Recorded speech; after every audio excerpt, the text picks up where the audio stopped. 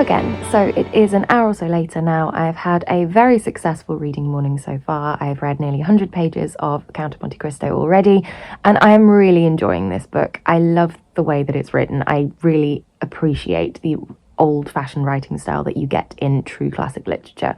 It's obviously a little harder to read in that you can't get through it as quickly as you would perhaps with a more modern book, as I certainly would.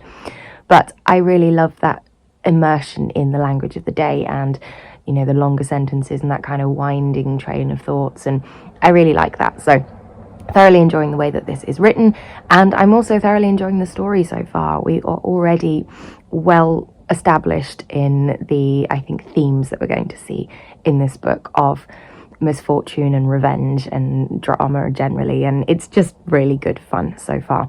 However, I am sadly already going to have to put this book on hold because I have realised I have 2 books currently out on loan from the library, and I had completely forgotten when they were due back. And it turns out I do not have very long to read these books. One of them is actually a short loan and is due back in a few days' time.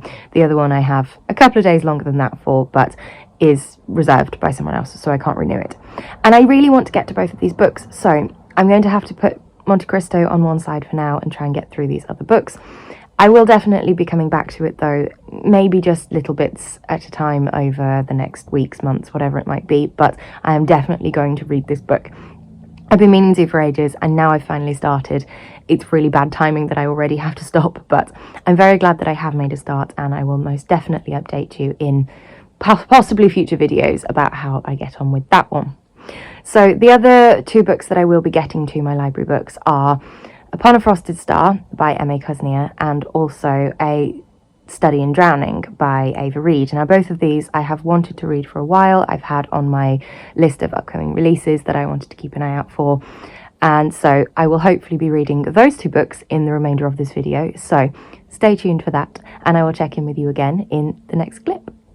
Hello, it is currently Tuesday morning. I don't know if you can actually hear me because it's very, very windy out here, so this may well be a bit of an aborted clip, but I just wanted to bring you along with me on a bit of a walk I'm having this morning.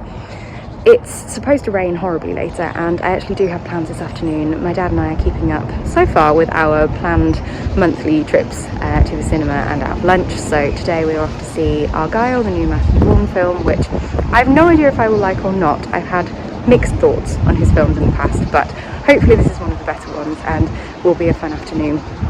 But I wanted to get some fresh air before the weather turns and before I'm off out, so I'm just having a short walk around the neighbourhood to try and find a little bit of spring scenery. We have some snowdrops coming in my garden, so hopefully there will be other signs of the upcoming spring starting to appear out and about too. And I just wanted to get out in the fresh air. This breeze, which is a bit annoying for filming, is actually really, really lovely for clearing my head. I'm still feeling the after effects of my cold, which has been lingering for weeks and weeks, and I'm thoroughly sick of, so I thought some fresh air would be a really good idea. And it just helps to blow the cobwebs away after a very busy day at work and a night on call as well. I'm feeling a bit tired, so hopefully this is just the reset I need. So come along with me and let's hunt for some signs of spring.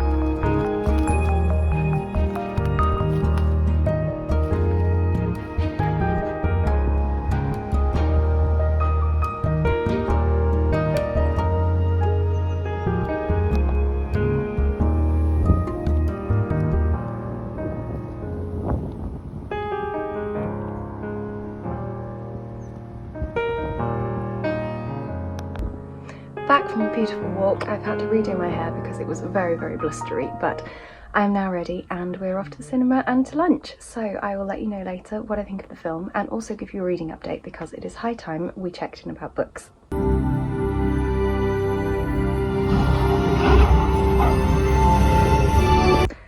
Hello again. So it is much later now in the evening. I'm now back from the cinema, back from my meal. I've had a really, really nice afternoon actually, and surprisingly enjoyed the film. It was, as I had hoped, just on the right side of borderline silly comedy, with a good dose of action, a really intriguing plot actually, lots and lots of twists and turns, and just thoroughly fun entertainment, just what I needed for an afternoon where I was really quite tired and just wanted something that I could sit back and enjoy and not have to concentrate too much on what was going on in the plot or feel too serious about. It was just really good fun, and I'm quite sure there will be sequels, and I definitely will look out for watching those again in the future. Just the sort of thing that I needed. But what I did want to do is, as promised, update you on the book that I am currently reading. So if I can just reach behind me here, I am currently reading this beauty. Look at that cover, isn't that such a lovely design? This is Upon a Frosted Star by M.A. Cusnier, who is also the author of Midnight in Everwood, which I read a couple of years ago and absolutely loved. That was a 5-star read for me. She is a very interesting author in that she tends to base her plots on ballets. So Midnight in Everwood was based on The Nutcracker. This one is inspired by Swan Lake, but also has quite a hefty influence from The Great Gatsby as well, which is another of my favourite books. I absolutely love that. I obviously love the ballet as well. I don't know if I've mentioned that before, but I always enjoy going to the ballets. So to have both of those stories combined in a new, fantastically interesting so far story, which is also set in the 20s, one of my favourite eras. There's a lot to love about this book. I am not too far in just yet. I'm about 70 pages through. I only started this one yesterday, but I'm just about to get in the bath, so I will look to read a good chunk of this evening and hopefully let you know later on in the week what my thoughts are. But so far so good. I'm liking the writing style, and as I say, with the inspirations and the subject material in this, it would have to do a lot to go wrong, I think. So fingers crossed this ends up as another highly rated read for the week.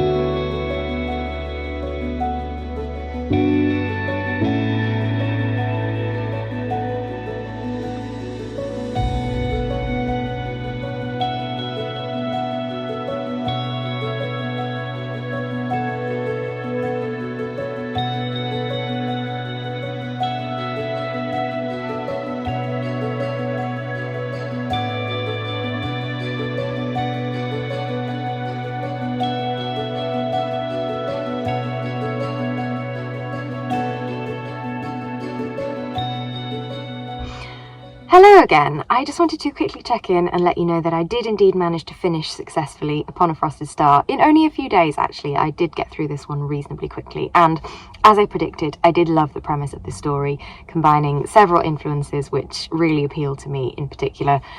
I don't think I loved this one as much as I loved Midnight in Everwood. Perhaps that's because the novelty has slightly worn off in you know, the theme of this book, but I think more likely it's just the content of the plot I didn't enjoy quite so much. And also, it was a slightly sad ending. Without giving any spoilers, it wasn't the most satisfactory conclusion. It was quite sad. It was a very bittersweet fairy tale-esque kind of ending, but it was sad, and I don't like sad books, so it definitely took the shine off this one for me. But on the whole, really enjoyed the story. I think my favourite part of these sort of books is the whimsical way that they're told. It's the style of the writing and the retelling aspect, and I just really loved the multiple timelines that we had going on here, so you felt like you were uncovering a story within a story almost. I love the whimsy, as I say. I love the descriptions of some of the events, some of the parties, also the kind of the nature and the way that related to the moods of the characters, often within the story as well. I thought it was a nicely crafted plot too. So yeah, on the whole, enjoyed this one. Just shame it had to be sad. But I will most likely get myself a copy of this book once it comes out in paperback to add to my collection. So, as I say, finished that one. I do also have my other library book, which I really need to get done over the next few days, that being A Study in Drowning, so I'm sure you will see some footage of me reading that at some point soon. This weekend, I don't know exactly how much time I will have for reading because I am meeting up with a couple of friends. We are just going out into the city and having a day out there, probably eating out, looking around some bookshops, doing a spot of other shopping, as we tend to do, and just generally catching up. So that will be fun, but not particularly productive with reading. But I do have some time on Sunday, which I hopefully will be able to use for a little bit of that book, and I will be sure to let you know, hopefully once I've started, or at the very least once I finish that book, and we will see where the rest of the video takes us.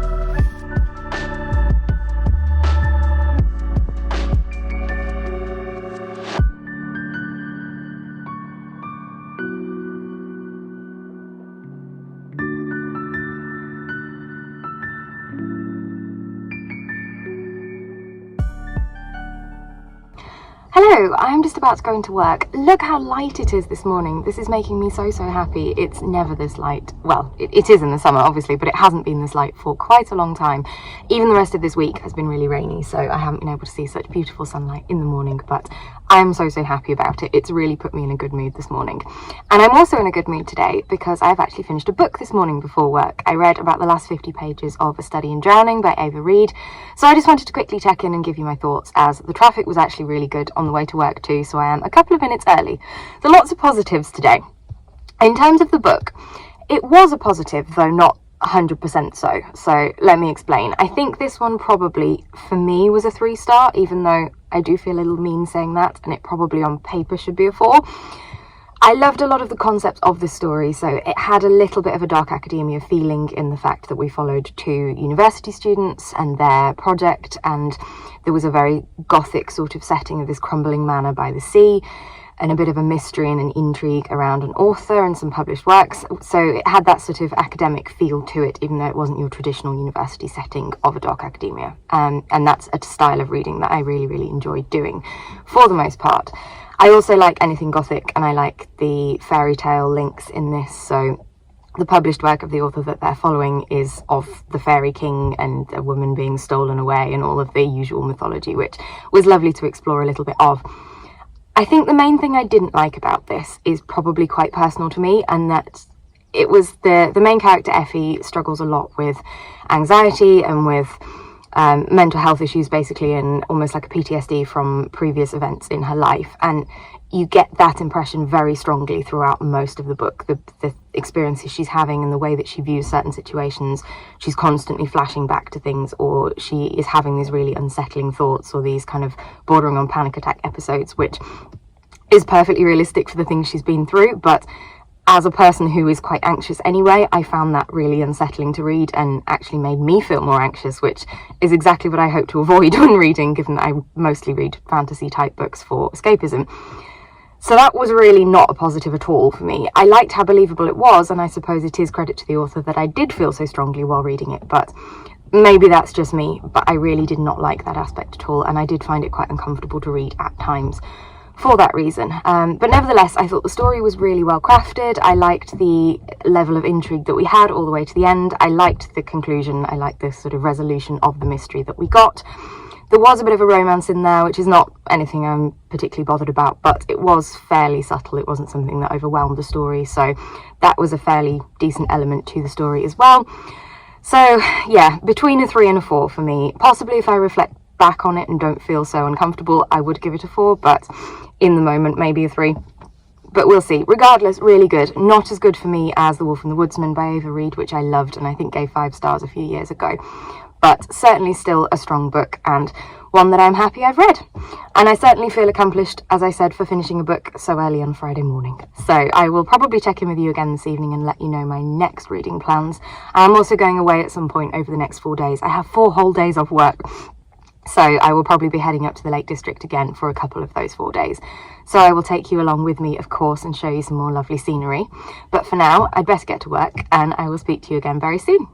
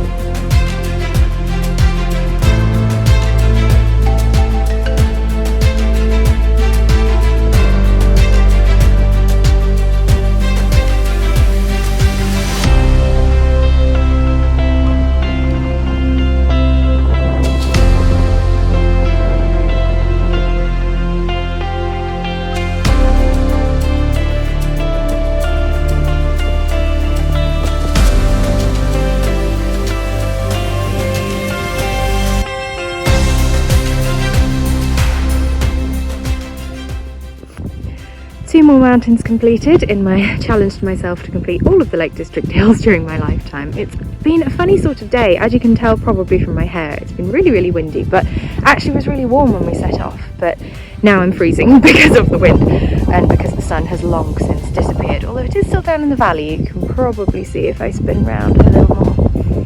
You can see it down in this bit here, which is actually where we're walking back down to. But now it's time to descend and then go and find our hotel for the evening, and I will update you hopefully once we're there about the reading I've been doing today. I've been listening to a good chunk of London 7 by Sebastian de Castell, and I do also have the physical book, so I hope to read some physically this evening.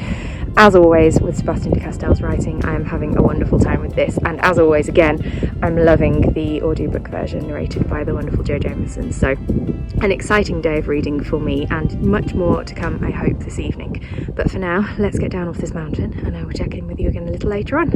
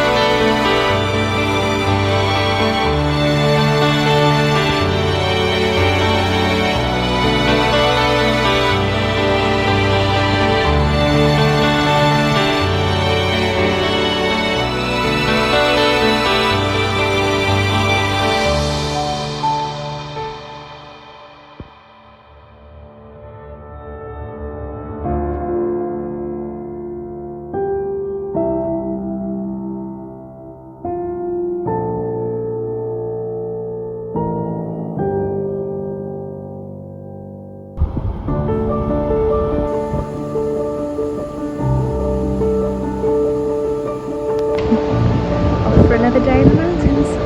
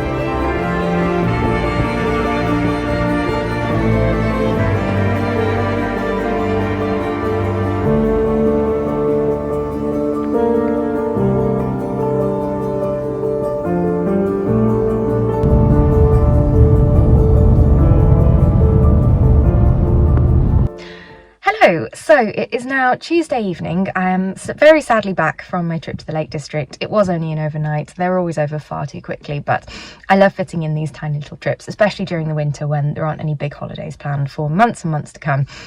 And I have very little else to entertain me during the long, dark weeks at the moment. It's getting a lot lighter though, as you can see, 5 p.m. and it's still very much light, and that's why I'm able to film in the car. I'm actually just heading off to the gym. I thought I'd fit in a very, very quick filming session. Sorry if you can hear traffic going past me though. It's typical that the second I actually want to film something quietly, all of the traffic and the people and the cars manoeuvring and everything else start to appear, but there we go. That aside, I did want to update you about my weekend. So as I say, beautiful trip. You probably wouldn't have seen as much B-roll as I actually intended to film, because although the visibility wasn't too bad, I got to see all of the mountains, but in terms of filming, it wasn't particularly conducive to great footage or great photographs. It was a little bit overcast and grey the entire weekend. So you'll have seen some, but it probably doesn't translate as picturesque as it actually was to me in person. It was a beautiful couple of days, and actually the hills that we were climbing as well were really, really quiet. Considering it's actually one of the weekends of half-term week, there was hardly anybody about at all. So these were very lesser frequented hills, and it was such a beautiful atmosphere and solitude, and really quite windy as well. So it had that sort of wonderful wild nature feel of really making you strip back and feel very exhilarated and open to the elements, and I love that kind of thing. So we were really, really lucky, and I ticked off I think 5 mountains in total in the 2 days, which is really, really good. I'm trying to tick off all of the Lake District hills in my lifetime, so I'm up to 142 now, which is really, really good going. Anyway, that aside, I was also very productive in terms of reading. As I had hoped to do, I did read the entirety of The Malevolent Seven by Sebastian de Castell over the weekend, predominantly through the audiobook, but I did read a few sections in physical form as well. I liked this book. I didn't love it as much as some of the other ones by this author that I have read, notably the Greatcoat series. This wasn't quite as good, but it was still a very, very good book, and it was a solid 4-star read. Definitely something I would love to revisit. I don't know if there are going to be more books in this series, but if there are, I definitely will read them. The ending left it kind of open to the possibility of both.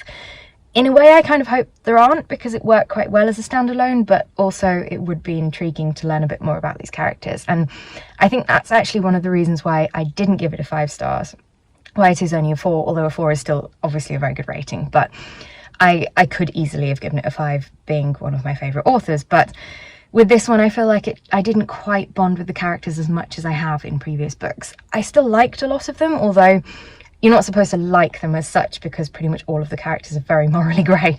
They're not likeable at all in a lot of their actions, and I mean the whole tone of the book is a little bit different than anything by this author I've read before.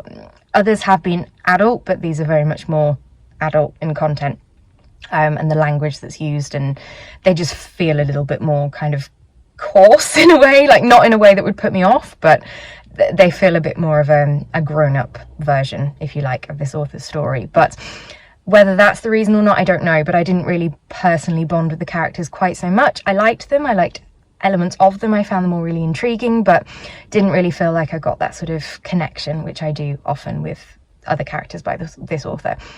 And the plot, similarly, it was very good, it was very multi-layered, there was lots going on, but I didn't feel like it was quite as clever and as captivating as other things I've read by this author before.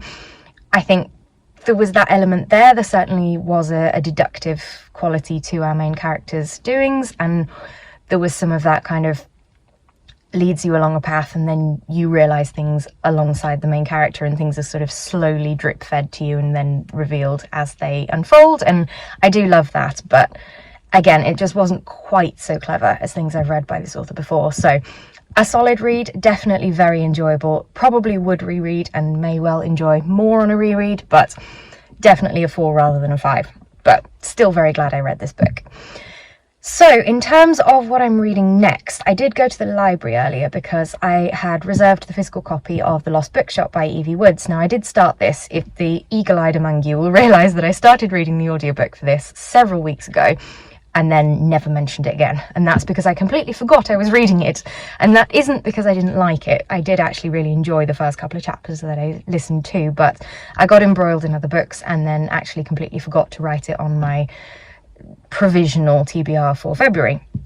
But I have finally remembered because my reservation from the library of the physical book came in, so I went and picked that up earlier. I reread the first couple of chapters physically while I went for a walk in our local park earlier, and I actually want to carry on reading that one this evening, so that will be the next book that you see featured in this video. I think I'll probably carry this on for the rest of the week. I think we've long ago given up on the nice neat weekly chunks of video because that clearly does not work for me, but nevertheless, things are going well so far. I have footage of the weekend, I have a plan for a book to read, I'm being productive, and now off to do some exercise. Life is good. So without further ado, I will stop procrastinating and go and do said exercise, and I will catch up with you a little later on and let you know my thoughts with the start of The Lost Bookshop.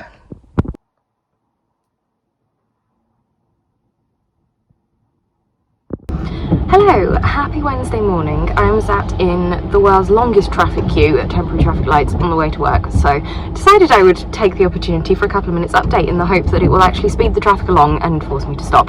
Sadly, that has not yet happened, so don't worry, I am keeping my eye on the road. But I just wanted to give you a quick check-in to let you know I've read a little bit more of The Lost Bookshop. I managed to enjoy a little bit of that on a bench out in the park yesterday when I was on my walk. Had a really, really lovely time out in the sunshine. It was actually freezing by the time I got home, but the first hour was beautifully sunny and lovely to actually sit outside and read for a prolonged period of time, which is one of my favourite things to do and I really, really miss throughout the winter. Hopefully more of that to come. So as I said, I'm a few more chapters through that now. At least I have made a little bit more progress and I hope to try and get that one finished out in the next couple of days. I also have the audiobook version to flick between if I so choose.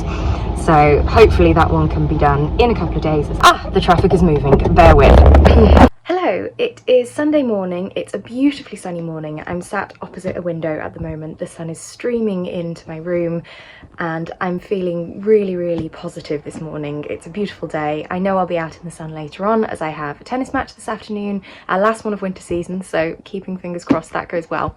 But I've had a beautifully relaxed morning. I woke up about 2 hours ago and I have not yet moved from my bed apart from to make coffee because I've been finishing reading The Lost Bookshop by Evie Woods.